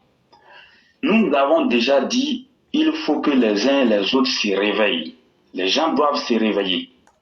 Parce que si les gens ne se réveillent pas, ce n'est pas du tout intéressant. Relativement à l'orpaillage clandestin, plusieurs fois, nous avons demandé aux uns et aux autres d'éradiquer définitivement, compte tenu de ce que nous savons déjà. Donc, nous répétons pour dire qu'il faut mettre fin à l'orpaillage clandestin en Côte d'Ivoire et au trafic illégal des produits agricoles. Maintenant, concernant l'AES, nous insistons à nouveau pour demander aux autorités sécuritaires et judiciaires de mettre aux arrêts sans état d'âme tous ceux qui sont impliqués dans les tentatives de déstabilisation de la Côte d'Ivoire et qui sont en complicité avec l'AES. À commencer par les Guillaume Soro, Laurent Gbagbo, Tidjane Thiam, Charles Blé Goudé et les gens de l'AES qui sont en train de les soutenir. Aujourd'hui, tout ce que nous voyons, les uns et les autres, ils cherchent tout simplement à détruire la Côte d'Ivoire. Donc, il n'y a plus d'état d'âme, il n'y a plus de demi-mesure. Tout ce qui peut être fait pour garantir la survie de l'Ivoirien, il faut que ça se fasse. Parce que nous sommes face à une situation où nous sommes obligés de défendre notre dignité et d'assurer notre survie. Je veux en appeler à la mobilisation générale de tous les Ivoiriens. Partout où vous êtes, retenez que c'est un complot qui est en organisation pour détruire la Côte d'Ivoire et que nous devons y faire face. Le peuple doit se déterminer. Les activistes proches du RAIDP, où que nous sommes, nous devons nous lever. Nous devons nous opposer très farouchement à IB Cacao Ibrahim Traoré et les dirigeants de l'AES. Les dirigeants de l'AES aujourd'hui, Ibrahim Traoré, Assimi Goïta, Abdourahmane Tiani et le Togo qui les soutient sont les ennemis jurés de la Côte d'Ivoire. Mais ils ont eu des ennemis jurés en interne qui sont également nos opposants. Donc aujourd'hui, tout ce que nous voyons, ce n'est plus de l'opposition classique, mais les gens cherchent à détruire la Côte d'Ivoire. C'est maintenant que les activistes doivent s'armer de courage. Tous ceux qui sont activistes, cybermilitants, proches du parti, aujourd'hui là, vous devez vous lever pour défendre. On ne va pas accepter que des gens qui ne connaissent pas combien de fois la Côte d'Ivoire a souffert viennent encore mettre la Côte d'Ivoire à genoux. Nous devons nous réveiller. Le réveil, c'est pour maintenant. Voici pourquoi la dernière fois, les questions militaires, moi je ne veux pas aborder parce que c'est des questions délicates. Je l'ai dit la dernière fois. Il faut que les cadres, les ministres, les responsables du parti sillonnent toute la Côte d'Ivoire pour expliquer le bien fondé de la politique de Ouattara et pour expliquer aux populations qu'elles doivent rester vigilantes. Surtout dans le Grand Nord, il faut mobiliser toutes les couches sociales sans exception pour qu'elles soutiennent le président de la République. L'ennemi numéro 1 qu'il faut combattre jusqu'à son dernier retranchement, c'est Ibrahim Traoré, Ibé Kakao. Celui-là, c'est par lui tout passe maintenant pour essayer de déstabiliser la Côte d'Ivoire. Et comme il n'est pas intelligent, il est le premier à donner sa poitrine. Donc les activistes doivent communiquer pour s'opposer farouchement aujourd'hui à Ibé Kakao. Tous les groupes AES, il faut que nous y allons. Les activistes proches du pouvoir et les militants RADP qui défendent le pouvoir sur Internet doivent intégrer tous les groupes AES. Allons-y au combat. Moi aujourd'hui, là, mon combat, c'est d'aller intégrer tous ces groupes-là. AES, pour en finir avec cette histoire. Sur le plan local, nous le disons, ce n'est pas de l'opposition classique que Laurent Gbagbo, les Tidjane Thiam, les Guillaume Soro veulent nous imposer sur le terrain. Et comme ce n'est pas de l'opposition classique, mais qu'est-ce qu'on a à laisser des criminels s'épavanner? Des gens qui sont proches de Laurent Gbagbo, qui sont allés au Burkina comme Katina, pour aller afficher leur soutien aux déstabilisateurs. Mais qu'est-ce qu'on a à laisser des criminels comme ça dehors s'épavanner? Donc moi je pense qu'on ne va pas laisser des gens faire ce qu'ils veulent et à la dernière minute regretter, non. Tous ceux qui sont présents en Côte d'Ivoire et qui sont impliqués dans les déstabilisations, qu'ils soient de l'AES, qu'ils soient ivoiriens, il faut les mettre aux arrêts. J'ai même vu malheureusement aujourd'hui sur Internet, on nous dit non, que c'est un ressortissant béninois qui a payé 150 000 francs pour soutenir l'effort de guerre. Un certain Herman Tonoukouin, un béninois résident en Côte d'Ivoire, contribue à l'effort de paix au Burkina pour un don de 150 000 francs et se porte volontaire pour la défense de la patrie. Mais il faut quoi en Côte d'Ivoire? Il faut quoi encore en Côte d'Ivoire? Il faut les ramener au Burkina, ça va finir. On a sur Internet comme ça, il y a tous ceux qui sont de l'AES, qui aujourd'hui défient la Côte d'Ivoire, qui insultent, qui dénigrent la Côte d'Ivoire, ils n'ont pas leur place en Côte d'Ivoire ici. Nous sommes déjà fatigués de tout ce qu'on a eu à traverser comme difficulté. Donc on ne peut pas continuer aujourd'hui à laisser cela chercher encore à détruire la mère patrie. Franchement, j'insiste et je persiste pour demander aux autorités sécuritaires et judiciaires compétentes de mettre aux arrêts tous ceux qui sont impliqués dans les tentatives de déstabilisation de la Côte d'Ivoire et de leur faire subir la rigueur de la loi. Donc pour ne pas être long, je m'arrête ici, je vous remercie. Vraiment, merci beaucoup le concurrent et nous sommes totalement alignés avec vous. À chaque étape et à chaque époque, il faut des comportements qui vont avec. Et aujourd'hui, il faudrait que les Ivoiriens soient éveillés et comprennent que c'est leur existence qui est en jeu aujourd'hui. Hier, j'étais là et je vois Paul Kagame qui dit que le président de la RDC n'a pas été élu. Lui, un dictateur endurci. C'est lui qui fait la morale à quelqu'un d'autre. Mais ce qu'il dit, ce n'est pas le mot. C'est qu'aujourd'hui, il a des difficultés parce que face à un État qui est devenu un peu plus stable et qui protège les territoires de la RDC, lui, avec ses Kadogo, n'arrive plus à entrer pour piller le pays, la RDC, prendre les richesses pour aller dans son pays minuscule qui est le Rwanda. Et c'est exactement ce que les gens veulent faire à la Côte d'Ivoire. On met des bandits pour entourer la Côte d'Ivoire. Et ce sont des bandits, des brigands, des djihadistes qui vont maintenant harceler un pouvoir légalement mis en place. Et en arrière-plan, massacrer la population et appauvrir la population.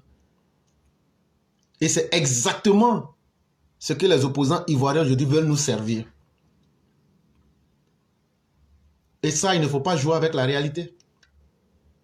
Et quand on vous explique chaque jour, si vous pensez que nous sommes dans des affabulations, ne nous suivez pas. Mais la réalité là, si on ne fait pas quelque chose, si on ne se réveille pas, ne soyons pas surpris des conséquences. Vraiment, merci beaucoup le concurrent. On espère que ce qu'on dit, les gens comprennent très bien. Parce qu'on ne vient pas ici pour faire plaisir à quelqu'un. On ne vient pas ici pour chercher à avoir 1000 vues.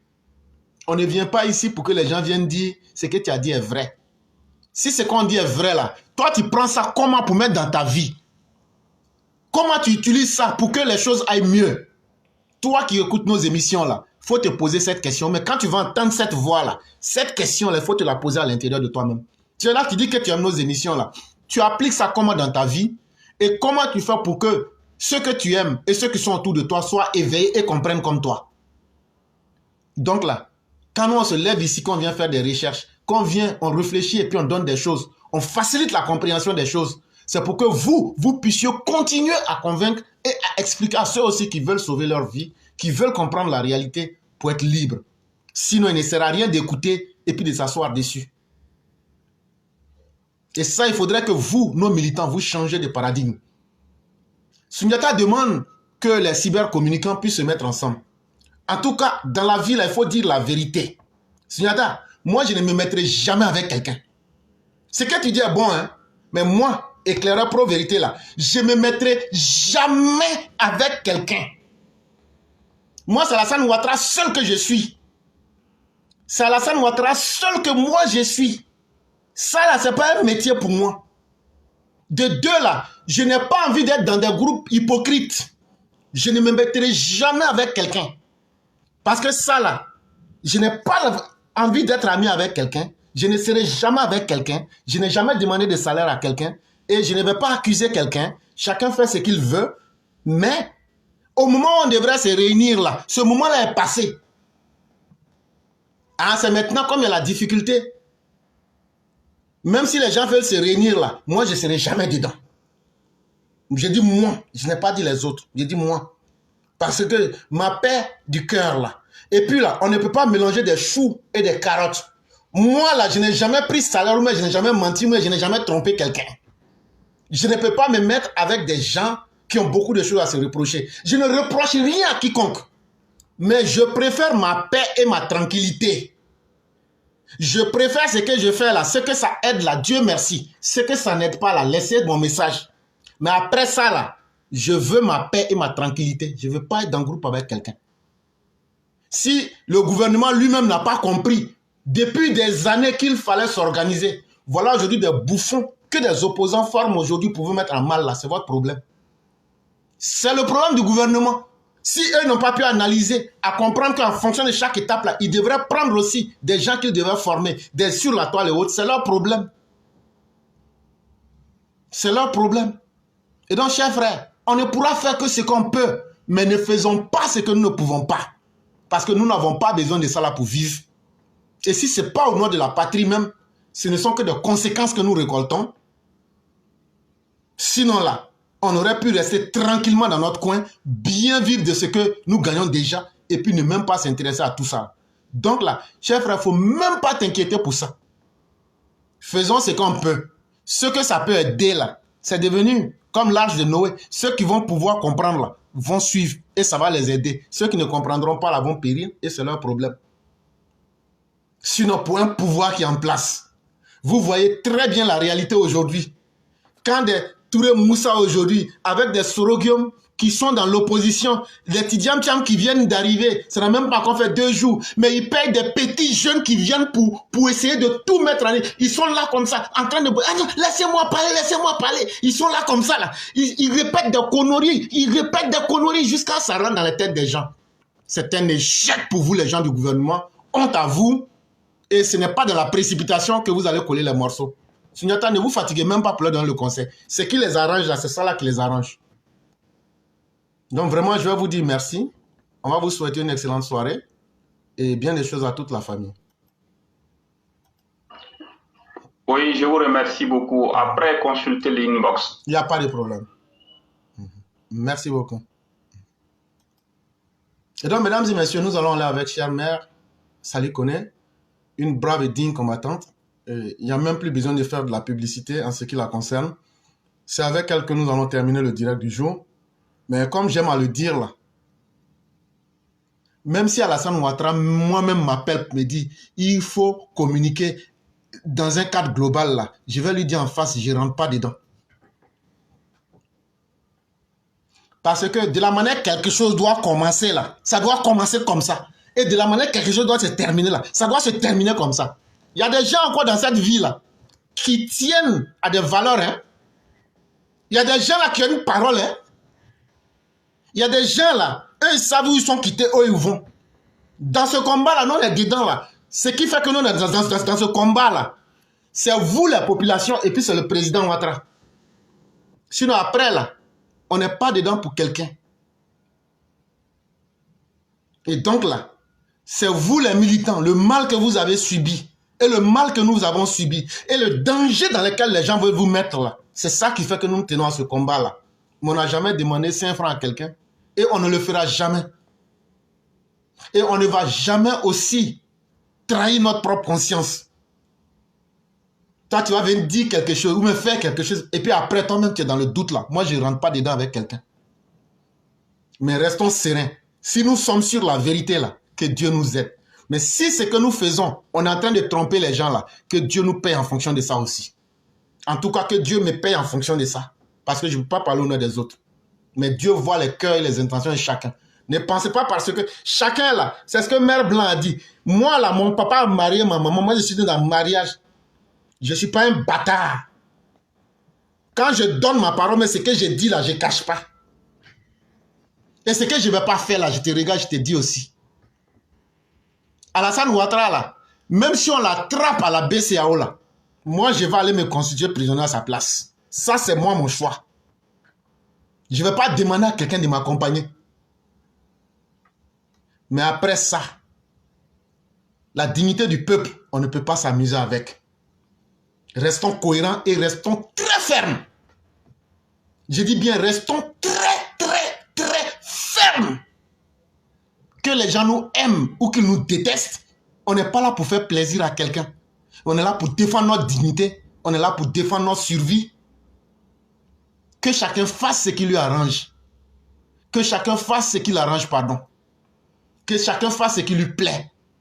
Mais chacun aura son prix au moment venu. On va donc terminer avec Mère Sali Kone. Je vous dis merci infiniment. Merci à tous ceux qui nous font confiance. Mais nous n'allons jamais changer. Ça, au moins, ceux qui nous détestent doivent comprendre ça. Quelqu'un qui dit je ne vais pas changer là, c'est qu'il ne va pas changer. Parce qu'il n'a pas eu l'utilité de changer.